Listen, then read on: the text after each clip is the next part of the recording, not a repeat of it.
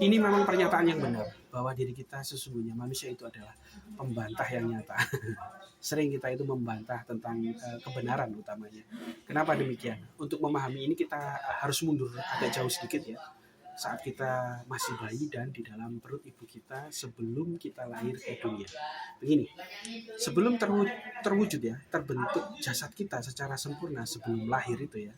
Itu kalau kita mundur lagi, diri kita itu berasal dari saripati makanan yang dimakan oleh kedua orang tua kita, jadi sel sperma dan sel telur bertemu di dalam rahim, kemudian jadilah yang pertama segumpal darah.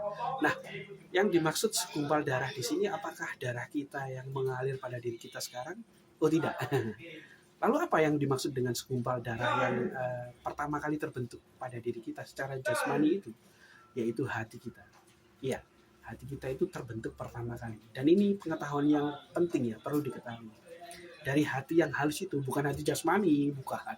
Hati yang ada di dada ya, di kolbu, dekat jantung di situ. Ada tuh, bisa ngomong tuh.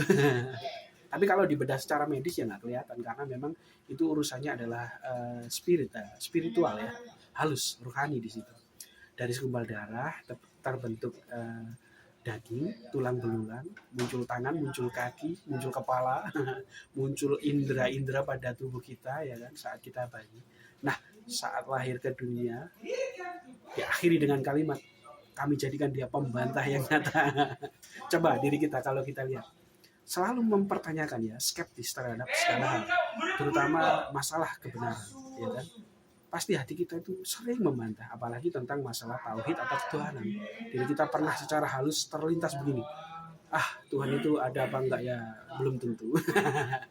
Yang benar Tuhan itu ada. Yang benar setelah mati itu ada kehidupan setelah kematian.